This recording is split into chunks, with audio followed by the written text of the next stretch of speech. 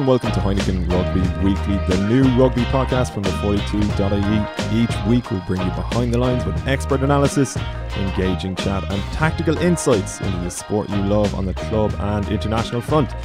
Our resident panellists will answer hard questions, some of them from yourselves, every Thursday. And we'll also have feature interviews with some of the biggest names in the game. Now, if you want more from that game, join Heineken Rugby Club, whose members enjoy exclusive rewards like match tickets. For more, visit HeinekenRugbyClub.com. Over 18s only. Enjoy Heineken responsibly and visit drinkaware.ie for more. My own name is Gavan Casey and I'm joined, as per usual, by Murray Kinsella of the 42 and Andy Dunne. How are things, fellas? All good, thanks, Gavan. Yeah, good. We missed you last week. How was Las Vegas? Las Vegas. It was an eventful weekend. I'm glad to be home, Murray. I mean, one of the things, I was only back and in the midst of recovery when I heard the big news, the big rugby news of the week that Murray had extended his contract, and you can imagine my disappointment when I realised that it was actually Conor Murray had extended his deal with the IRFU. I thought we tied you down for another couple of years, but. I'm sure we can work on that. But listen, how big an impact, I suppose. Maybe it's not. It won't make an enormous impact necessarily, but it is, obviously of massive benefit to Ireland and to Munster to tie him down for another couple of years. Yeah, it's a brilliant bit of business by the RFU, especially because it's done so early. They kind of mentioned in their press release that it was done last month, agreed, and they've kind of managed to avoid all the usual speculation of silly season contracting. Listen, one of the best players in the world. Best scrum half in the world. I don't know, you can have that debate with him and Aaron Smith. I like Aaron Smith's passing now, I have to say myself, but he's got everything in his game. Defensively really strong, brilliant passer, kicking, he's a general on the pitch and really manages both Munster and Ireland. So he's a guy up until June 2022 now you can build both those teams around. So fantastic bit of business. Yeah, Andy, it was good news all around, I guess. Yeah, I think it's his injury profile has been one of his biggest pluses to date also, and it might quell some of the hullabaloo that's going on around this neck injury. In the event of anything serious, I'm sure he wasn't going to get offered a 5-year contract on the back of it if they were concerned. So I think he's perfectly within his rights as a player to not want his injury discussed is also my view on it, and I think he's asked for that on a couple of occasions in terms of information to the media about it, and that tends to drive more rumours and is Murray okay, and I've heard all kinds of ridiculous stuff. But I think professional outfits these days, they don't give out 5-year contracts unless they're pretty happy that the person is in physically good health. Absolutely. I mean, there was other massive news further west, of course. Yeah, great news. Now, Andy, you would have played in the in the sports grounds on some of the darkest and dreariest days in probably in Irish history. It's a massive boost for Connacht, and I suppose just for the next generation of players, or even some of the current players, like the opportunity to play in sort of proper facilities, proper surroundings. It's a huge step forward. It's massive for Connacht as just I suppose a barometer of their progress overall. I played in the game where Felipe, it was a Satanta advert. Yeah. So where Felipe took a kick at goal and it ended up behind him. Yeah, the banana kick, yeah. We just want to address one. They haven't actually changed that end of the stadium or the other end. The stands are still going to be built on the side, right? And the wind goes directly straight down off the Atlantic. So unless they're going to build a giant wall at one end of the stadium, it's brilliant. It's brilliant. When I the first ever time I played there was with Leinster in around 99, 2000, and it was a very, very barren ground. You wouldn't really call it a stadium back then as such. It was more just a playing field with a dog track around it, and that's just the way the game was back then. But the plans look lovely. They've built the kind of high performance gym and athletics track already, and I think they're looking to add on to that as well. So it's becoming a nice little hub for the region as well. So it's brilliant news. Yeah, I think that high performance centre is really key. Going down there over the last few years, you've sensed the frustration from the players that their facilities haven't matched the other provinces. Maybe jokingly referenced a couple of times, but there's a serious point. Even the way the players have greeted this on Twitter and stuff, how happy they are with it. I think it's like, finally we're getting this done. So I think it just helps. You often wondered, Connacht win that 2016 Pro 12, and you wonder how are they actually going to make that sustainable step to challenge the other provinces. This, I guess, financially and in terms of how they can train and perform, really makes sense in terms of that step. So spending 30 million on it in the long term is going to be well worth it, and they're going to get a great return, I think, on that. Yeah, exciting times for Connacht.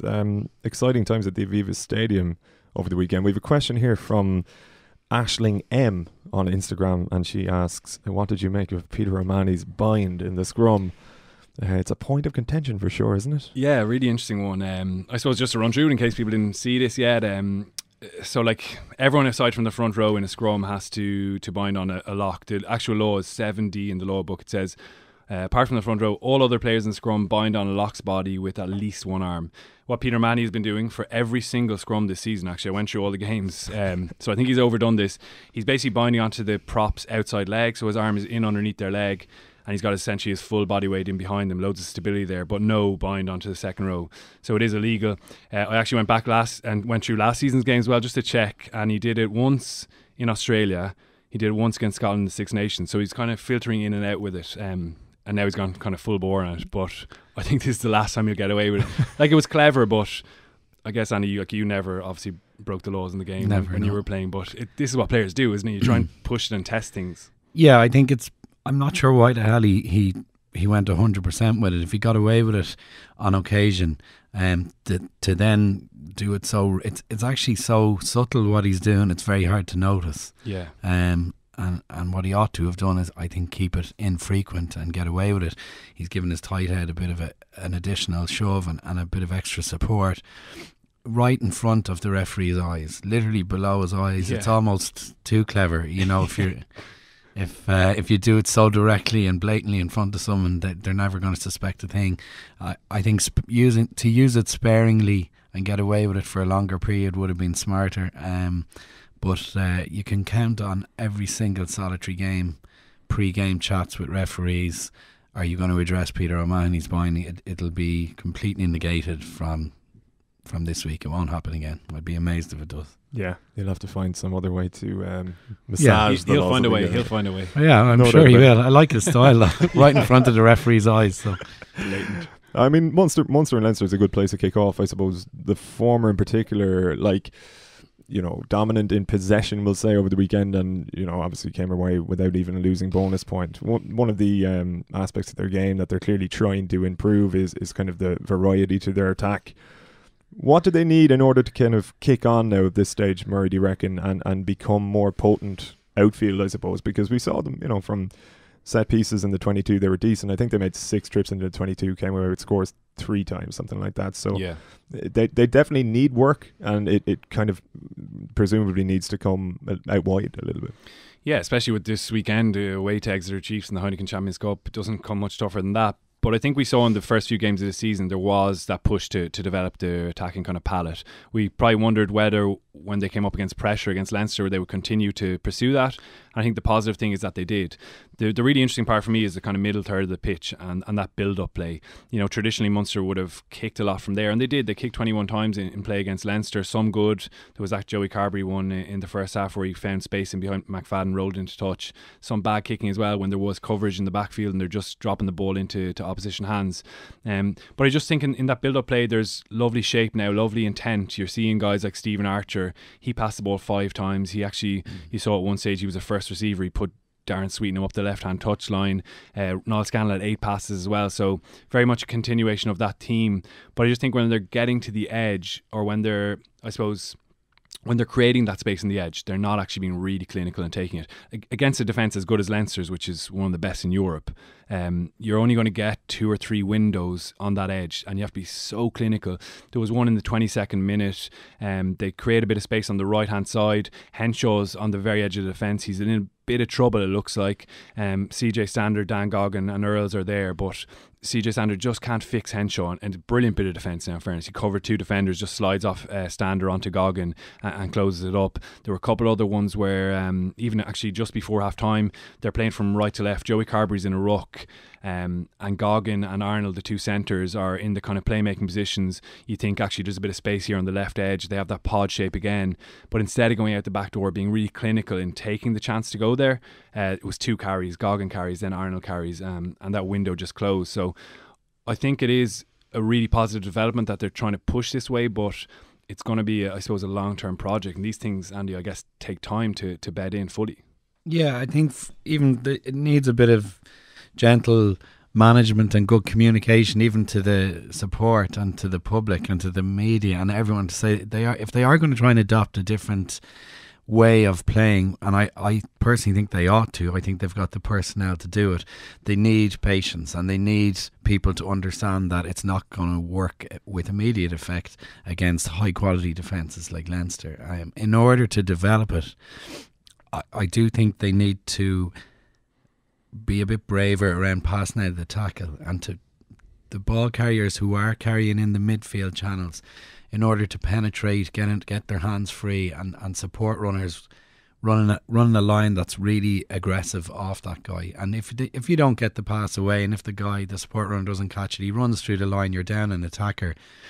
But for all that trial and error, when that comes off, you break down a defence immediately, and then that ball in hand game that they're trying to develop becomes a much more effective plan. And if you try and just make it very homogenised and it looks nice, and you go side to side and side to side, this has been done for 10 or 15 years. Gloucester Rugby did it under Nigel Melville years ago, and they famously went from one side of the pitch to the other. And then Penny, when he came in Munster, was hugely criticised for it. There was a lack of penetration.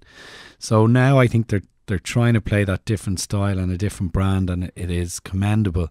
I think where they develop it is penetrating in midfield a bit more, and then the next phase off it is against a broken defence. Then you can make hay a bit more. You made the point there, Andy, that they need to sort of relay this message to fans, to the media even. Is it a case of, being transparent in what you're trying to do in order to take the heat off yourself while you're trying to do it? Exactly. Why not? Why wouldn't you turn around and tell the people who are supporting you and the people who are criticising you, we're trying to do something, we're trying to build something. And the counter argument to that is no one cares. Like, we've a European game next week, and you do whatever you do to win. Yeah. But they haven't had a game manager like O'Gara since he left, and it's not looking like they're going to replace a guy who can manage a game that effectively. And again, Ronan's capacity to manage a game as one guy driving 14 other troops, that evolved from age 21 through to his late 20s, early 30s. And Joey, who I think will be the incumbent now for the foreseeable future, will develop a bit more ownership and direction. But I think transparency about how they're trying to play. They're not telling everyone exactly what they're going to do. They're just saying they're trying to play a different brand of rugby in it. Yeah, there has been a bit of that. I think Van Gran has kind of recognised. He's talked about making them a better passing team. Yeah. And he's saying this is a long-term thing. Like, one pre-season isn't going to change a big group of players. You've heard Felix Jones and Jerry Flannery talking about going down to New Zealand and seeing the difference in the basic passing skills there as well. So absolutely, they're starting to get that message out a little bit, I think. Yeah, I think the danger is that under pressure, Joey had one brilliant kick into the corner from right to left. He went back across the ruck. It was a beautiful kick. It was O'Gara-esque. The risk is there's a lot of pressure on in European games that the crowd are asking for that all the time, and if it's not being done, we're not playing cute enough rugby, we're not being smart, we're not doing X, Y and Z. It's not always the ideal way to play in every situation. I think traditionally it's been the one that's delivered the most success for Munster Rugby, but I think this particular group and the new younger guys in the management team who've gone away and learnt what success looks like again down in Canterbury and where was Felix? Hurricanes, Hurricanes. Why not take back from the best environments in the world some learnings and try and implement them, as opposed to take it back, try it for 4 weeks and say, actually, just kick into the corner if it's raining every week and build pressure that way. I think they've got to allow for a bit of trial and error. Yeah, and I think they probably learned that. You mentioned Penny there, the patience just wasn't there. No. Especially with the players even, like guys like Paul O'Connell was going so far away from what they knew, it was very unfamiliar, and I think everyone kind of struggled with it, media, fans, players, fellow coaches. So I think it probably needs a bit of patience. It's interesting you mentioned there about Joey being the one to manage. I think Rory Scannell has a big role to play in that as well. He was missing at the weekend. I thought it was really obvious, especially in their phase play, that second organiser we mentioned when Joey's down in a ruck maybe or whatever, has to make a carry himself, and just a little bit of responsibility, and Rory Scannell's really comfortable in that role. He can kick too, and they don't really have that at fullback. Simon Zebo's gone now. Mike Haley and Andrew Conway, brilliant attacking players, but not really in that kind of playmaking role. So I think that responsibility getting shared around will really good, and just organising everyone and making them feel a bit more comfortable in those positions to back their passing skills. Andy, for Joey Carbery this weekend, I mean, you're talking about a pressure cooker naturally in Exeter, but to have, I suppose, optimally you have Conor Murray there with him. I mean, himself a great game manager, and you've got then Scannell outside him taking the pressure off him from each side, if you like. Not to sort of disparage Duncan Williams in any way, but he is third choice. He is quite a functional player. We've seen, his passing, let's say, isn't world class. For Carbery coming into a new setup, and this is his first sort of, let's say, bona fide, like big European game. How much of a difference does it make, say, to not have your main scrum half there, or in reverse? How much of a difference does it make when it's sort of somebody who's third choice, or even might have been fourth choice a couple of weeks ago?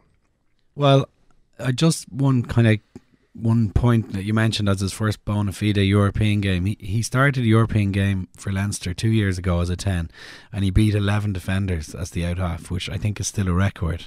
So he was in a different side, in a different setup, but in his first European game, he broke a record for defenders beaten by an out half. I think the guy is not afraid of taking people on. He's not afraid of responsibility. If he was, he wouldn't have done that. He could have dropped back 10 yards in that first European game for Leinster and passed to the guys around him. So, okay, he doesn't have Murray and he doesn't have Mathewson this Saturday, but with Williams there, I actually think it's a positive in the sense he's going to have to go out himself and be domineering.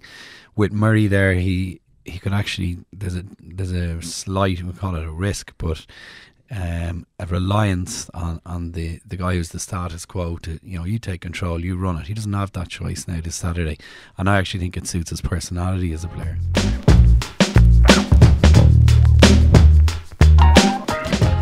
Leinster will kick off their own Heineken Champions Cup defence this weekend. A big game in its own right, of course. Key to it, Murray, the centre partnership. We want to kind of delve into that a little bit and maybe make some wild and premature comparisons between Robbie Henshaw and Ringrose on that axis, and a famous one for Ireland in the past.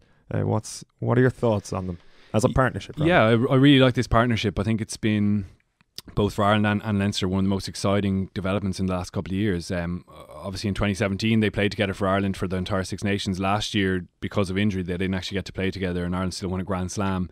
Bundy Aki was kind of the main glue, and I guess he's got a big ambition in that 12 jersey as well going forward. I think just for Leinster, they're so integral to everything they do now. Obviously the focus tends to be on Johnny Sexton, but these two guys make life very easy for him. Two really intelligent players, particularly in defence. I mean, we mentioned that Henshaw moment earlier on, just that little read off. There was another big hit on Niall Scannell just coming off a maul. Munster were kind of threatening the try line. Scannell breaks away. He's 2 or 3 metres out, and I don't think many centres would have actually stopped him there. Hits high on the ball, doesn't chop him low, which is really intelligent in that zone. And even with John Klein latching on, he still has the strength to kind of wrestle him off to the side. He's constantly making big impacts like that in defence, as well as making those good reads. I think Ringrose as well, similarly. I don't know if there's a better defender on the drift in Ireland than him. When your number's down, he's the absolutely perfect guy, because he's so intelligent in easing off at the right time, staying connected to the two guys either side of him, which is so important. Even if they're almost getting disconnected, he's adapting to their movement and then going at the right time and making that tackle. Talking to him recently, I think he's still working on, when he gets those reads and shoots out of the line himself, just sticking that tackle in behind. Tends to slip off a couple of them, and he's saying it's about his footwork when he gets in behind the line, actually finishing it out rather than the contact. Is just getting closer to the tackle. So if he adds that, he's pretty much a complete defender. Attacking wise, like Robbie Henshaw looks like he enjoys playing 13 more than 12, and probably had a good future at fullback until things changed under Joe Schmidt. But he's brilliant in that channel. His footwork is so good. Like even against Munster, he beat 4 defenders, even though he's carrying in dense traffic every time. Ringrose as well, with that kind of gliding running style. We saw it against Connacht for that try. It's just a pleasure to watch, and his vision is superb. We've talked about it last week. His development as a kind of second playmaker as well, stepping in at first receiver when Sexton's out of action or on the other side of the pitch. So I think they're bringing all those elements. Like you mentioned, Ireland's greatest centre pairing, O'Driscoll and Darcy, that's the standard, isn't it? And I guess those guys, if you look at what they brought, they had all those things. They probably had a bit more breakdown competition, but I can see like Ringrose is 23, Henshaw's 25. There's a lot of growth left in their game, and I can see them pushing on to that level. Like they've helped win a Grand Slam, they've Champions Cup. Obviously Henshaw missed that Pro 14 final, but just as a pairing as well, I think the understanding is really developing nicely, and I think it makes life easier for a 10 especially, doesn't it, Andy?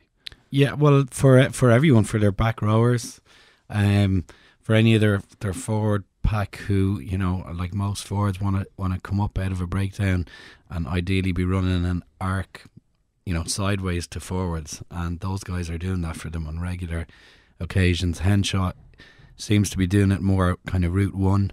Certainly when he's playing within the Irish setup, there's a lot of initial contact and leg drive and getting over the gain line that way. He has been deployed slightly differently by Lancaster as a 12 when he's played as a 12, versus how he plays with Ireland. He was very effectively used by Schmidt as a battering ram, and he did it really well. He was used more as a distributor at 12 by Lancaster, and again that shows his flexibility. He's very malleable. Is that a word? I'm trying to think. The coach can mould whatever that word is. Malleable, spot on. Yeah, word of the day, toilet roll word of the day. I think as a coach though, it would be a joy to work with him, because if you ask him to stick it under his jumper and run through a brick wall, I would suspect he'll just go, absolutely boss, and I'll do it all day for you. If you ask him to distribute off his left hand 20 yards on the run, fix his opposition defender, he'll do that too. And I think Ringrose of the two is probably the more, dare I say it, like innately talented. He's probably a little bit faster across the ground. He's a bit more elusive.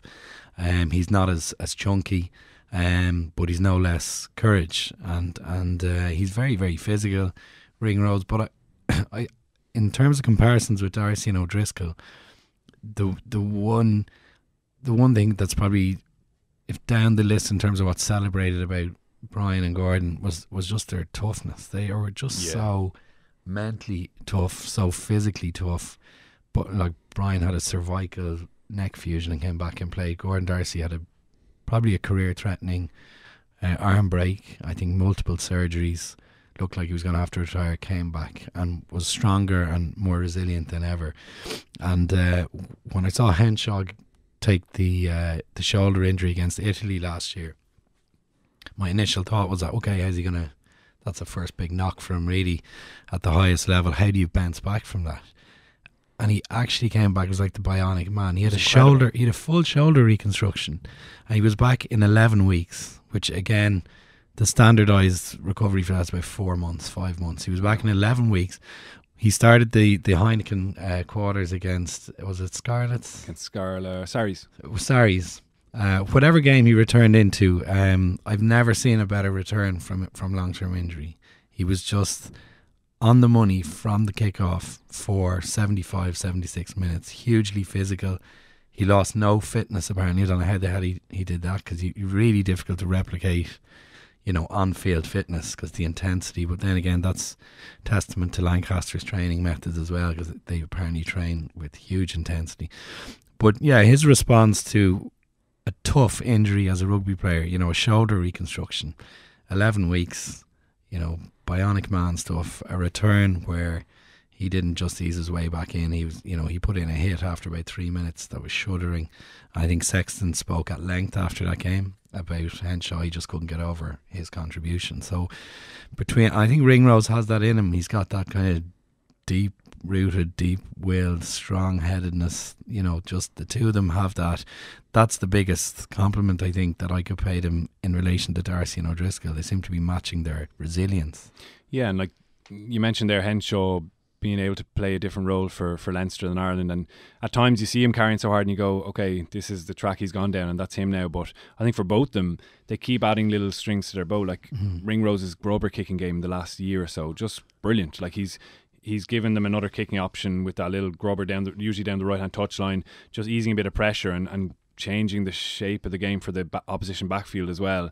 And as you say, Henshaw's added in that passing game as well. And I guess you fear when someone goes into that very direct role that those sides of the game kind of dull off, but the two of them are continuing to progress unbelievably. And I think the similarity as well is just how good a teammate both the players are. Like they're the guys you want beside you because you know they're going to make a good read, you know they're not going to leave you in a bad position with a really selfish decision. They're going to make life easier for you with understanding, with communication, off the ball kind of movement and that work rate in defence. So yeah, I think it's unbelievably exciting that they're 23 and 25 still, and they've already achieved so much, and they're massive drivers for this Leinster team. I can't really think of a better centre pairing in the Champions Cup this season, and I think they're going to be massively important if Leinster are going to defend that title. Those two guys are going to be forefront of it. Yeah, like very briefly, there'll be people in Connacht here out west hopping their phones off walls, I suppose, that we haven't mentioned Bundy Aki at this point, and given he has not really done anything wrong, it's just that he was always going to be at an inherent disadvantage when you've got your two sort of main rivals, or for certainly Henshaw at 12 playing together at provincial level. What does Aki need to do then to sort of penetrate that partnership and sort of maneuver his way back into the reckoning? I mean, he's it's not that he's out of the reckoning at all, really. It's just, how does he become a mainstay if possible? Yeah, I guess he's the man in the possession of the jersey, really, isn't exactly, he? Like, he's the Grand Slam winner. He was the guy there the whole time. Joe Schmidt has spoken about it, and probably people underestimated even what he's bringing. Obviously, his physical, like he's just a dense physical specimen, and he wins contact so well. But there was all the subtleties. There was that brilliant pass for CJ Sanders' try. There was loads of really good ruck work, which obviously is massive in Joe Schmidt's world. And he was absolutely outstanding. I'm not saying that this is the definite partnership for Ireland going forward. I love the way they work together, but Aki absolutely has a massive role. There's always going to be injuries as well. There's a guy like Chris Farrell to come back in as well. Rory Scannell we mentioned. Stuart McCloskey's playing brilliant rugby up in Ulster as well. So there's many options for Joe Schmidt. It's a really good position to be in. I think it's just about how that combination works, and for me that Henshaw and Ringrose combination is so complementary and such a good understanding between them that it's just hard to look past it. It is indeed. Two very young and talented players that'll be hopefully here for a while. Now, on the topic of Leinster, Murray, you caught up with the recently departed, he's not dead, that would be a podcast, but a Leinster rugby legend who's moved home. Yeah, I was on the phone to Isa Nacewa this week. He's obviously back in New Zealand now, working away. He's retired for the second time, so I just started by asking him how that's going.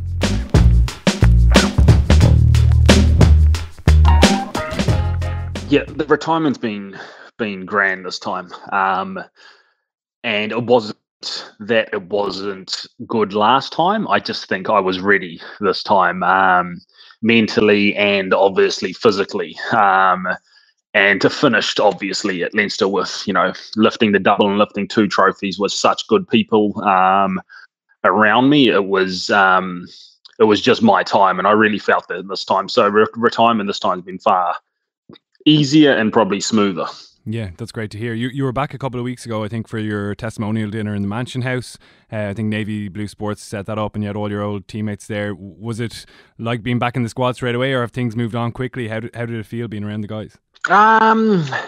It was really strange, to be honest. I, dropped down to train, I think on Monday afternoon, and it was like I hadn't left because I was on the sideline not training, which was standard for a Monday in my final year, and every single person there was just giving me the same amount of stick as it had been, 2 months prior. So it was really good to get down and see everyone, though. It really was, and it just felt like, this felt like normal times, and I guess it shows you that, the amount of time I have been away everything just seemed normal. So obviously I haven't been away long enough.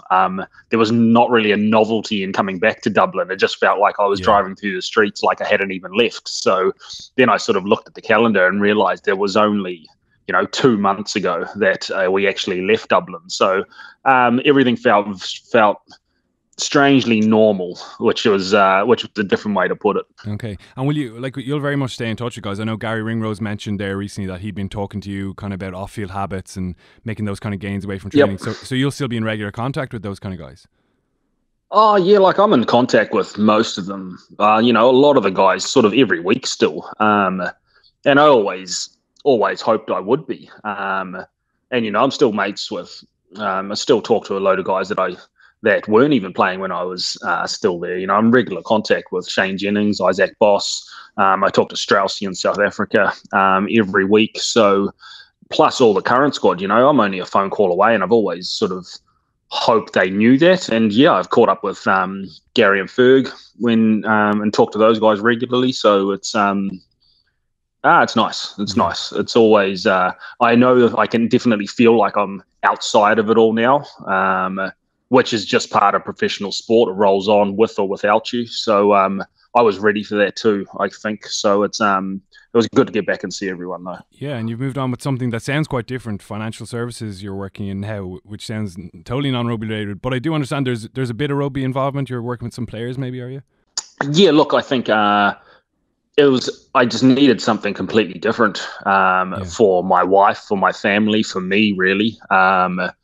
And I never want to be sort of, even for my girl's sake, I didn't want to be defined as a rugby player and let that sort of define me, So it was the challenge that I needed. But as you say, there's a load of rugby players on our books, a load of New Zealand cricket players we do have a lot of dealings with and have a really good relationships with. And hopefully in, the next 6 months or so, I'll be dealing with a lot of these guys face to face. So yeah, it's not too far away from rugby. My boss is an avid rugby fan, All Black supporter with a lot of history in those lines. So it's not too far away from sport, that's for sure. Yeah, and you've obviously stayed involved. I've been enjoying your commentary on the Mitre Cup. Try and watch as much as I can. It's obviously hard to follow early in the mornings here, but have you enjoyed that role and did it feel kind of like a natural step having done so much analysis so recently as part of your job? Yeah, it's analysis for the viewer. It's a really different take to it and different side to it. But surprisingly, I did enjoy it. It was a way to get back and see parts of New Zealand that I haven't seen in a long time too. I've been up north. I've been down to Hayden Triggs country and Palmerston North. I've been to New Plymouth. I've been to Dunedin. So it was just quite a good transition. And coming back, I probably regretted signing up for it so early, which is often the case with Sky Sports stuff. But they have to be prepared. They have to plan their season. The reason I was coming back to New Zealand was to get out of rugby altogether and get my weekends back. And then I was only back 7 days, and I already lost my first weekend. And out of the next 6 weekends, I had games on. So it sort of backfired a little bit. But now that that's finished, I've got a good lead into summer where I know weekends are free. I can plan things with the girls, can plan things with Simon, and actually get out and do stuff. So it was just part of the part of the momentum and move back to New Zealand was that side of it, but it was good. Yeah, definitely. I'm sure the girls are going to love seeing you at weekends. It's a rarity, I guess, when you're playing professional rugby, but you've kind of put coaching on the back burner for now, but would that still be an ambition further down the line? Yeah, it is. Like, I know there'll be a time, whether that's in 6 months, a year, 2 years, 3 years. Like, I definitely know I'll go back to coaching when the timing's right. And it's not right now. We're purely still settling into New Zealand. It's living in a sort of different part of Auckland with a different routine. So it's going to take a while to get used to things, even for my wife and the girls. So I'll definitely coach down the line, and it's just something that I really want to sink my teeth into when the timing's right. Yeah, like what about it appeals to you? I guess I'm just still got a competitive edge that I just like. getting the best out of players. And I truly believe like coaching is more about sort of dealing with people and managing people as well as the tactics side to it. And I guess it's just always sort of been a passion of mine in the back burner that probably I learned that I did like it the last time I retired. I probably didn't want to see a rugby ball, but after 18 months where I sort of got pulled in and roped into doing a little bit of coaching, I thoroughly enjoyed it. It's, double the amount of work as a player, double the amount of time, spent probably analysing the game with very little impact at the end of the day. So there's a whole sort of game of chess going on in coaching that I do enjoy. So, when the timing's right, I will think I'll move back into that space. Yeah, absolutely. Leinster obviously moving on and looking as strong again. We'll find out more obviously in Europe in the next couple of weekends. But I really read your article in the Sports Chronicle with great interest. You mentioned how important Leo is, and I guess he probably doesn't get the credit he deserves on the outside. You've seen up close just how important he is for Leinster. Yeah, he's the heartbeat, and he lives and breathes Leinster and everything good about it, and has done for so long. Obviously the most successful captain in Europe, and he's already creating his coaching legacy. But he works so hard behind the scenes that people don't see. And there's a lot of great people that work behind the scenes that don't get any credit for all the good that is going on at Leinster. But Leo in particular, he's, there's sort of two people that walk in the building at the early hours of the day, and one that leaves at the end of the day. And Leo's always one of those guys. So he, I think, people always find reasons to criticize Leo.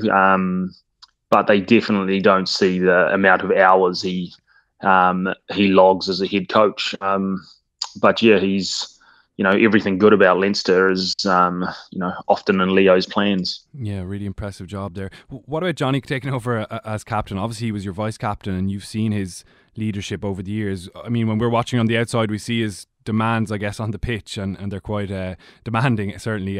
But what's he like behind the scenes as a captain, and how much is he going to benefit Leinster in that role? He's people talk about captain and leaders, but he's been one, for so long.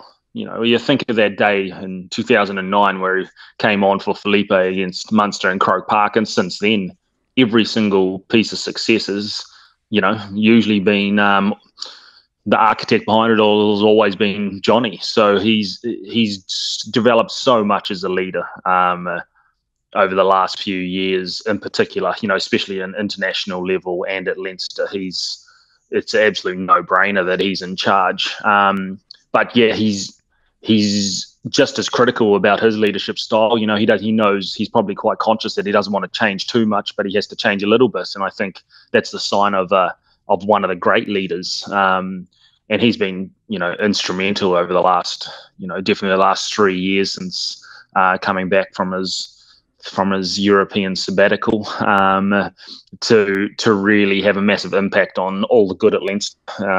And with him and Leo leading the way, he's developed so well as a person. Yeah, like you mentioned change there. I guess every captain has to go through that process. What specifically do you mean? Is that being maybe more aware of people around you, or how do you mean change there?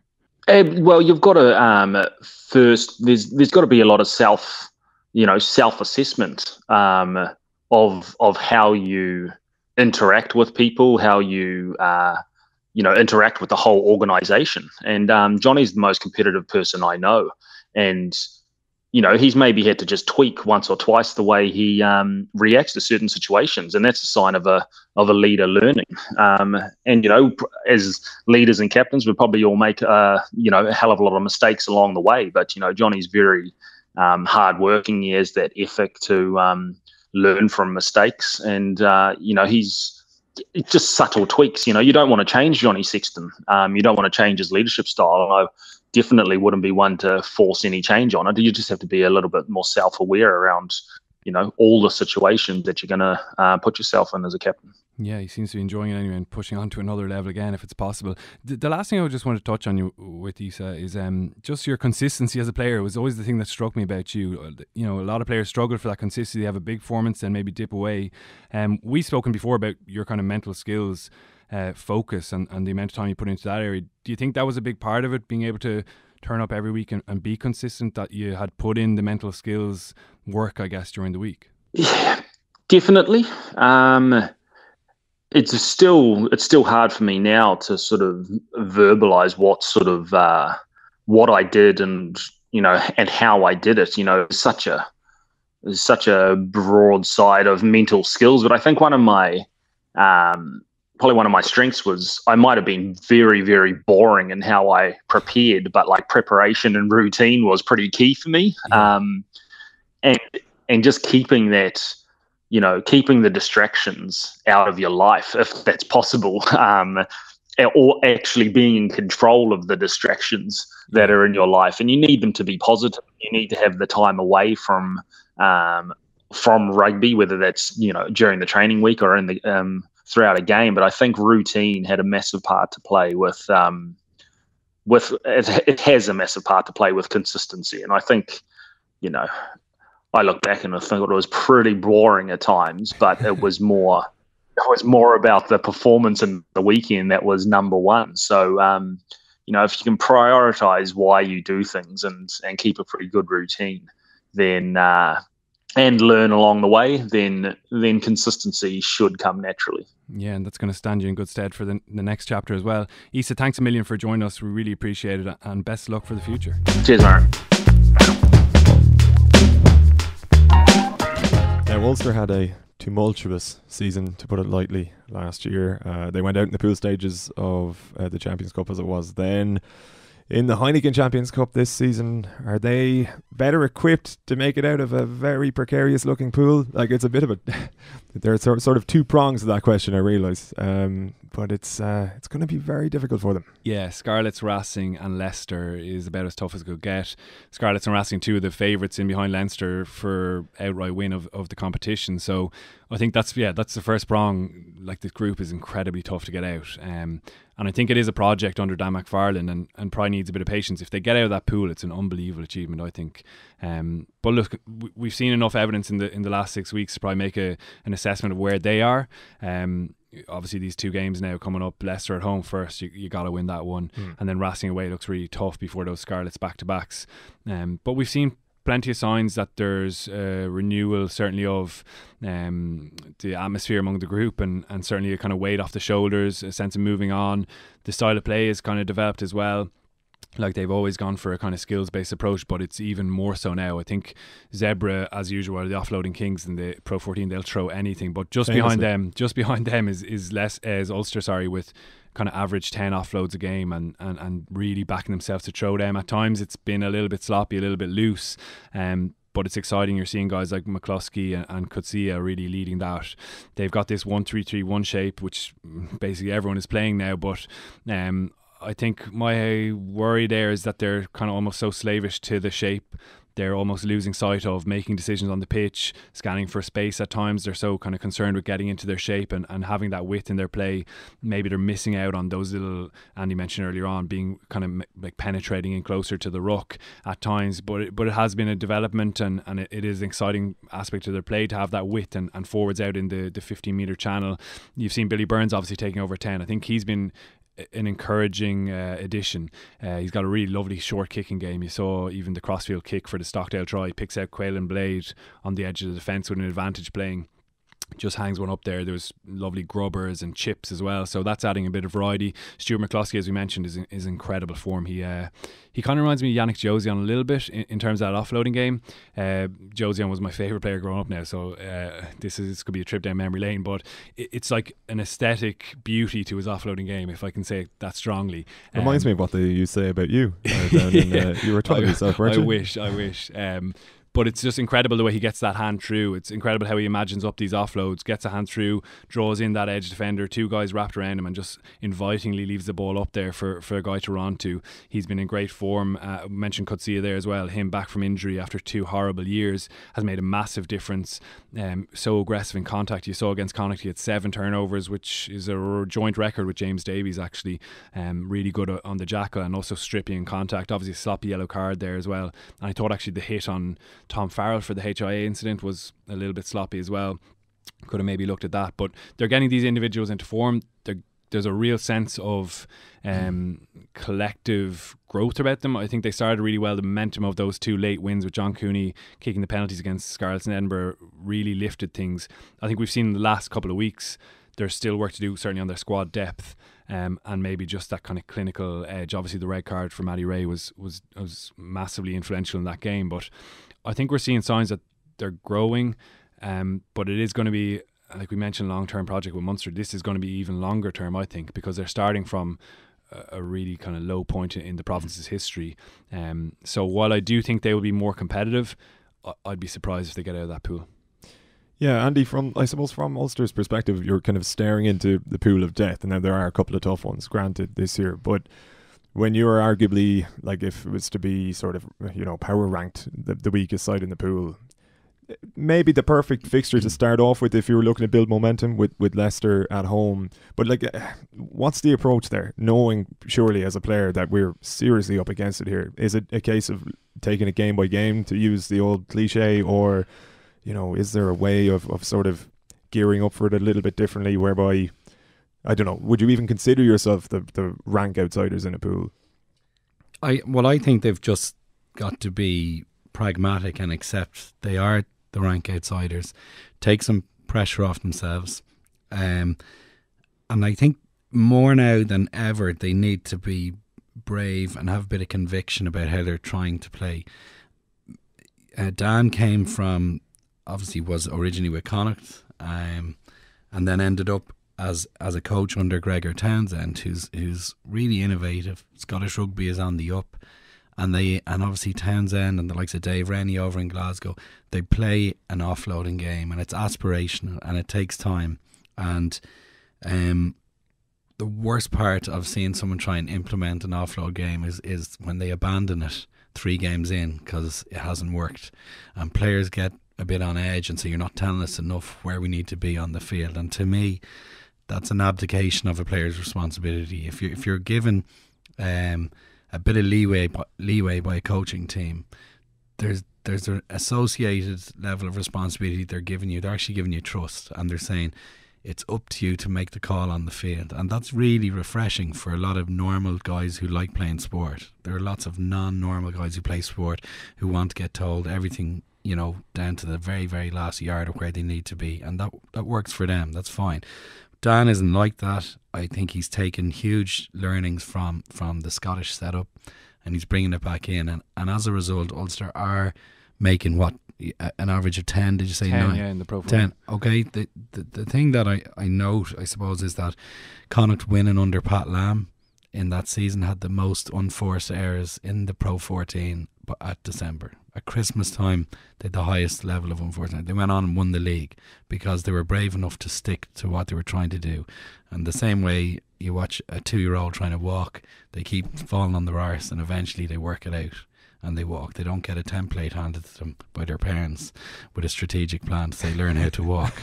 So, they've got to be brave and they've got to back what they're trying to achieve. And I really I think his selection policy is very obvious now based on that. If you look at Nelson, Kernahan and Stockdale as their back 3, I think, is Stockdale the oldest? He's 21. Yeah. He's the oldest of those 3 Nelson's guys. a bit older, but okay, but they're not young, much experience. Yeah, and he's saying go give it a shot. I'm going to back you, and there's no chance they're going to get everything right. But imagine they come out of a 6 game group against these 3 teams with a squad that is a bit more battle hardened, wiser from a European season. Who cares if they don't get out of their group? You know, that would be a huge step forward for their overall squad. Yeah, like you mentioned Kernan there, he was in the sub academy literally a matter of months ago, and now he's starting for them in a big game and featuring really prominently. Tom O'Toole at tight head just turned 20, I think. Obviously had a tough time at scrum time last time, but an exceptional prospect as well. Like Nick Timoney's really growing into that as well, and they're the kind of long term things that I think Ulster fans, in fairness to them, will appreciate, that this has to be a kind of longer term growth, and it's not going to be winning Champions Cup straight away. No, and I mean they've a lot of injuries as well to key personnel at the moment who will come back into that group. But with the young guys kind of out in the cold at the moment, they're going to learn fast, and that'll be of huge value to the group overall. Yeah, and like you bring back in Jordy Murphy from his ankle. Marty Moore's had that calf. Will Addison was back. That's a really strong first 15, and there's definitely big performances in this squad. I think they're going to upset someone at some stage in that group. You mentioned Dan there. The other interesting part of his kind of coaching makeup, I think, is the kind of psychology focus. He's a real avid reader, loves that side of the game, and like while these messages can be kind of trite or meaningless, he's talking about fighting for inches. I think you're actually seeing evidence of it. Like everything they've said, they've done, even when they went down to 13 men against Connacht, that's when the fight really kicked in, and really brilliant turnovers at the breakdown, working really hard to cover the extra space in the backfield that was left missing by that red card. And actually I thought that second half performance, albeit losing for the first time since 1960 to Connacht, was actually really encouraging, because you're seeing them do what they're actually talking about. And you know, a lot of people talk about fighting for inches, but it was highly evident. And I think that psychology side of it for them is also massive, because how many times have they been in promising situations and just not had that mental edge to get over the line? Yeah, I mean, you touched upon Connacht there, who obviously did get over the line against Ulster at the weekend. They kick off their Challenge Cup campaign this weekend. A question here from, I hope I'm reading this correctly, it's from Instagram, Comatosed Kamara. So Comatosed asks, what is Connacht's strongest starting back three? Good question, actually, from Comatosed. Yeah, good question. I'm going into the game on Saturday, looking forward to that one. There's probably going to be a bit of rotation, so we'll see a few more of those back three options. Obviously, it's kind of been a bit more clear now because Sever Reece is not coming. He would have added to that as well. Yeah, look, some great options there. You have Nee, Adi Lokon, Matt Healy, Cian Kelleher is back in really good form. Obviously, Tiernan O'Halloran is the guy at 15. You have Darragh Leader there as well, Rory Scholes. Multiple options. I think, to answer the question, oh god, it's a tough one. Tiernan O'Halloran at 15 I think has to be there. Real important leader. I think he's been brilliant in the air. I think his defence is improving, which was the big one I think for Joe Schmidt, and his attacking game, we know he probably hasn't actually had a chance to flourish in that regard yet this season, but I'd have him at 15. I think Matt Healy on the left wing, just his finishing ability and game breaking ability is massive. How many times have you seen him bursting past his opposite man down that left wing, or coming off his wing against Ulster, as you saw on that set piece play, albeit with a bit of blocking in front of him just to open the gate. His pace is immense, so I'd have him on the left wing. The right wing, God, Nee, Adi Lokon or Cian Kelleher. I think Kelleher's in such good form, and is such a physical, he's just big and strong, isn't he? Good in the air as well. Nee, Adi Lokon, probably stronger defender. Pushed, I'll go for Cian Kelleher on form at the moment, maybe. So yeah, Kelleher, Healy, O'Halloran. Andy, would you go along with that? I would actually, yeah. I think Tiernan is a shoe-in, but I think of the three wingers that we spoke about there, three obviously not going into two, probably the more rounded footballing wingers, just by a little pinch, are Kelleher and Healy. I think Adi Lokon has, for example, improved his kicking game, has improved his passing game. He's hugely physical and he's explosively fast, and really, ideally, that's what you want in your wingers. But I think as an all-rounded player, the other two guys have a better capacity to link up with the team. At the moment, they're playing a nice brand of rugby where I think wingers will actually come into midfield a bit more and get more involvement. And that role, I think, is just at the moment, it's probably another season away from Adi Lokon to come in and be a link player in midfield. And that kicking game, I think he's still working on too. I noted James Lowe, who's lauded as box office all the time from the Munster kickoff at the start of the game. They kicked it long and right, which was Lowe catching it on the left-hand touchline, and he kicked a 70-metre kick in a 5-yard channel off his. Now he is left-footed, but the margin for error was tiny, and that type of thing happening in your game with a winger takes massive pressure off the group. And I wonder, Adi Loken in a similar situation, would he have made a 70-yard kick, or might have screwed off his shin and made 20 yards into touch? That's something that at the highest level I'm not sure he's got quite yet, and maybe Keller and Healy have the edge in their all-round game. Yeah, well, it's a great headache to have. And like, if you look at the Ireland pecking order, Adi Loken was in the last camp. Keller hasn't been in there for a while, I don't think. So clearly Joe Schmidt rates all these guys, and great headache for Andy Friend. So before we wrap, gents, we'll make a call on these games. We'll start with the defending champions at home to the Wasps. Yeah, I can't see anything but a Leinster win here. I think it could be convincing enough. Their defence in such good nick. Johnny Sexton and Furlong coming back in as well. So strong Leinster win for me. Andy, Leinster for you as well? Try bonus win, I think. Yeah. Oh, kicking off in style. Munster over in Exeter.